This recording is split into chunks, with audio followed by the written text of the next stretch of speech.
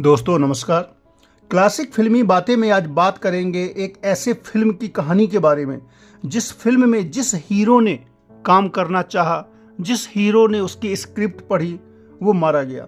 आप लोगों ने हॉलीवुड की बहुत सारी हॉन्टेड मूवी देखी होगी, the Conjuring, It, the Exorcist, Annabelle. India की भी बहुत सारी भूतिया फिल्में आप लोगों ने जरूर देखी होंगी, लेकिन ये कहानी रील नहीं, रियल है।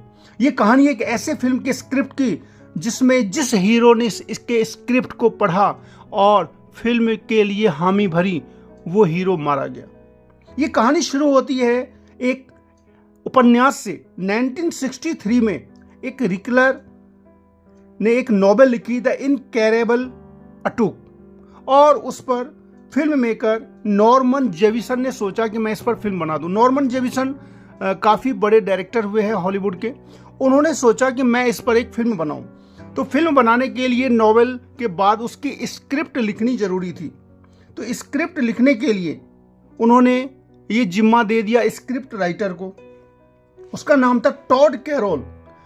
टॉड कैरोल को स्क्रिप्ट राइटिंग का जिम्मा दिया गया, जिसे 1979 में जिम्मा दिया गया। 1979 से लेकर के 1982 के बीच, यानी कि लगभग 2 से 3 साल लग गया स्क्रिप्ट को लिखने में। ये जो कहानी है, ये है एक लव स्टोरी थी। अटूक फिल्म जो थी ये 1963 में लिखी गई, जो इनकैरेबल अटूक थी।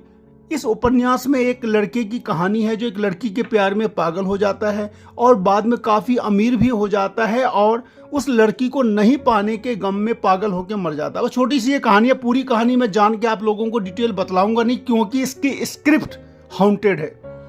अब बात ये आती है कि अगर आप इसको बारे में डिटेल जानना चाहते हैं इसकी स्क्रिप्ट के बारे में, तो आप विकिपीडिया से देख सकते हैं, लेकिन इसकी कंप्लीट स्क्रिप्ट मैं आप लोगों को नहीं बतलाऊंगा क्योंकि ये स्क्रिप्ट हॉन्टेड है। अब टॉड कैरोल ने इसकी स्क्रिप्ट को लिखा, काफ़ी साल लग गए, 3 साल लग गए। इसके बाद 1982 में जाकर के एक हीरो है हॉलीवुड के, जॉन बेलुशी। जॉन बेलुशी को इस फिल्म का हीरो का रोल मिलता है। फिल्म के शूटिंग के कुछ दिन बाद ही, यानी कि 1982 में फिल्म की शुरुआत होती है। जो फिल्म मेकर है नॉर्मन जेविसन, वो फिल्म की स्टार्ट कर देते हैं। लेकिन शूटिंग के कुछ दिन के बाद ही 5 मार्च 1982 को जो हीरो है जॉन बेलुशी, एक होटल में उनकी लाश मिल जाती है। पोस्टमार्टम से पता चलता है कि ड्रग का ओवरडोज है। पुलिस केस में इंक्वायरी आती है, पोस्टमार्टम होता है और बाद में पता चलता है कि किसी लेडीज ने उनको ओवरडोज दे दिया था ड्रग का और उससे उनकी मौत हो जाती है। बाद में उस लेडीज के ऊपर केस चलता है और उसे अरेस्ट भी किया जाता है, मर्डर की सजा भी सुनाई जाती है। इस तरीके से फिल्म बनने से पहले ही बर्बाद हो जाती है। अब बात आती है 1982 से लेकर के 1986, 4 साल ये फिल्म फिर से ठंडे बस्ते में चली जाती है, क्योंकि मेन हीरो की चूंकि मौत हो गई थी तो डायरेक्टर ने भी कुछ दिनों के लिए इसमें ब्रेक ले लिया। अब 1986 में सैम किनीसन नाम के एक हीरो थे, इस फिल्म के मुख्य हीरो के रूप में चुने जाते हैं, सैम किनीसन, और वो अटूक के लीड रोल के लिए तैयार भी हो जाते हैं। 1988 में शूटिंग शुरू हो जाती है, लेकिन सैम किनीसन 8 दिन की शूटिंग पूरी कर लेने के बाद शूटिंग को रोक देते हैं।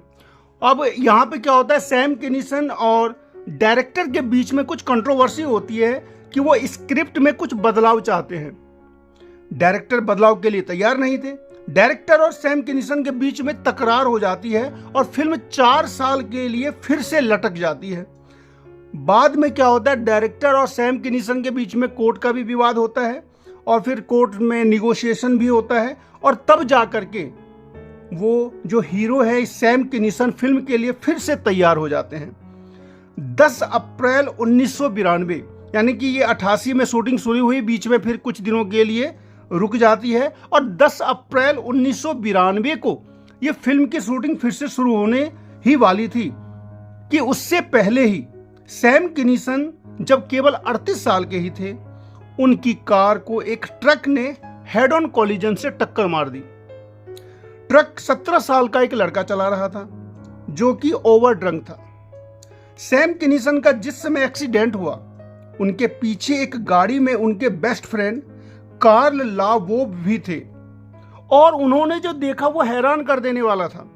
उन्होंने देखा कि Sam I don't want to die बोले जा रहे थे, जबकि उनको ऊपर से कोई चोट नहीं लगी हुई थी। जो भी चोट थी वो अंदरूनी चोट थी, और लास्ट में किसी अदृश्य को ओके ओके बोलकर मर जाते हैं। जब उनके फ्रेंड ने ये सीन देखा तो वो भी काफ़ी डर गए। बाद में पोस्टमार्टम से पता चलता है कि इंटरनल इंजरी हुई थी, बाहर से कुछ भी पता नहीं चल पाया था। सैम की पत्नी भी एक्सीडेंट के समय कार में ही थी, उन्हें थोड़ी चोट लगती है, बाद में वो ठीक हो जाती है। अब प्रोडक्शन टीम को लग गया था कि स्क्रिप्ट के अंदर कुछ तो है, कि एक हीरो गया दूसरा हीरो भी गया। अब 2 साल के बाद 1994 में प्रोडक्शन टीम एक और हीरो के पास जाती है। उस हीरो का नाम है जॉन कैंडी। जॉन कैंडी के पास जब ये जाते हैं तो हीरो का रोल ऑफर करते हैं। कैंडी भी डर जाते हैं, भाई सीधी सी बात है, एक ऐसी फिल्म जिसमें लगातार 2 हीरो मर चुके हैं तो तीसरा हीरो कौन मरने के लिए जाएगा। तो कैंडी भी डर जाते हैं और स्क्रिप्ट को ध्यान से पढ़ते हैं। उनको लगता है कि स्क्रिप्ट में कुछ ऐसी बात तो नहीं है। 4 मार्च 1994 को उन्होंने केवल पढ़ा था स्क्रिप्ट को, तैयार हुए थे स्क्रिप्ट पढ़ के कि चलो मैं फिल्म को करूंगा। लेकिन इसी बीच में फिल्म की शूटिंग होने से पहले ही 4 मार्च 1994 को कैंडी की भी हार्ट अटैक से मौत हो जाती है। उस समय वो केवल 43 ईयर के थे। जॉन कैंडी ने जब स्क्रिप्ट पढ़ी थी, अब देखिए क्या कहानी है। जॉन कैंडी ने जब स्क्रिप्ट पढ़ी थी तो अपने क्लोज फ्रेंड माइकल ओ डोंग को भी स्क्रिप्ट पढ़ाया था और कहा था कि इस फिल्म में तुम्हारे लिए भी एक रोल है। यानी कि जब कैंडी ने स्क्रिप्ट को पढ़ा उसी समय उन्होंने अपने जो क्लोज फ्रेंड थे डोंग, उनको भी स्क्रिप्ट पढ़ाया था और बोला था कि इस फिल्म में तुम्हारे लिए भी एक जगह है। अब हुआ ये कि नवंबर 1994 में माइकल को भी सेरिब्रल हेमरेज से मौत हो जाती है। अब देखिए कौन सी मौत हो गई, ये लगातार फिर चौथी मौत हो गई। कि कैंडी की जो मौत होती है वो तो हो ही गई थी। कैंडी ने वो स्टोरी स्क्रिप्ट अपने फ्रेंड को जब सुनाई थी तो उसकी भी मौत हो जाती है। अब 1994 से लेकर के 1997 के बीच ये फिल्म फिर से पूरी तरीके से ठंडे बस्ते में चली जाती है। अब चूंकि फिल्म को बनाने का जुनून सवार था डायरेक्टर को, लगातार 4 मौतें हो चुकी हैं। जो भी हीरो इस फिल्म को करने के लिए चाहेगा या जो भी स्क्रिप्ट को पढ़ेगा वो मरेगा। अब ये रियल है, ये सारी बातें बिल्कुल रियल है। अब 1997 में अटुक फिल्म के लिए क्रिस फार्ले एक हीरो हुए हैं, उनको ऑफर किया जाता है। अब क्रिस फार्ले जो है 1997 में 33 साल के रहते हैं और जो इसके जो पहले जो हीरो हैं बेलुशी, उनके बहुत बड़े फैन होते हैं। अब उनको ये लगता है कि मेरा जो जिसका मैं इतना बड़ा फैन था वो उस हीरो को जो ये फिल्म मिली थी मुझे भी ये मिली है, तो वो फिल्म करने के लिए तैयार हो जाते हैं। स्क्रिप्ट के पढ़ने के कुछ महीनों के बाद 18 दिसंबर 1997 को फार्ले भी ड्रग के ओवरडोज से मर जाते हैं। फार्ले ने भी अपने फ्रेंड फिल हार्टमैन को स्क्रिप्ट पढ़ने के लिए दिया था। अब यहां भी देखिए, जिसने भी स्क्रिप्ट को पढ़ा वो मारा गया। तो फार्ले ने अपने फ्रेंड फिल हार्टमैन को स्क्रिप्ट पढ़ने के लिए दिया था। फार्ले की मौत के 5 महीने बाद ही हार्टमैन की वाइफ ने हार्टमैन का मर्डर कर दिया। बाद में हार्टमैन की वाइफ ने भी सुसाइड कर लिया था। यानी कि 1979 में जो फिल्म बनने के लिए चला वो 1997 तक चलता रहा। फिल्म बिल्कुल भी नहीं बनी, स्क्रिप्ट पे स्क्रिप्ट पढ़ी गई और लगभग 6 हीरो और एक हीरो की जो वो पत्नी थी, वो कुल मिलाकर के 7 मौतें हो चुकी थी 1979 से लेकर के 1997 तक। फिल्म बन ही नहीं पा रही थी, मौत पे मौत होती चली गई। जिस हीरो ने बनना चाहा अटूट फिल्म का हीरो, जिसने पढ़ी स्क्रिप्ट, वही मारा जा रहा था। कोई एक्सीडेंट से मर रहा था, कोई ब्रेन हैमरेज से, कोई नशे से, किसी का मर्डर।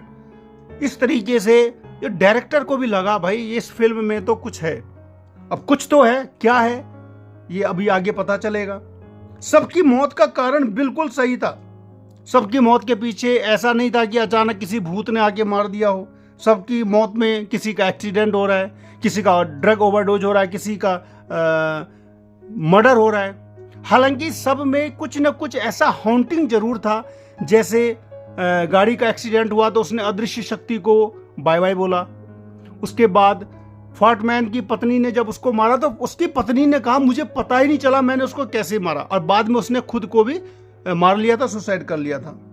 अब इस तरीके से एक फिल्म बनते बनते ही रह गई। अब डायरेक्टर को भी लगा कि ये फिल्म जो है भाई इसको बनाएंगे तो आगे क्या होगा। और सीधी सी बात है, ये सारी बातें जब बाहर आ गई, लोगों को पूरा तरीके से पता चल गया, तो कोई भी हीरो इस फिल्म को करने के लिए तैयार नहीं हुआ और ये फिल्म हमेशा हमेशा के लिए बंद हो गई। आज तक किसी डायरेक्टर की हिम्मत नहीं हुई, किसी हीरो की अब हिम्मत नहीं है कि इस फिल्म की स्क्रिप्ट को पढ़े और इस पर फिल्म बना दे।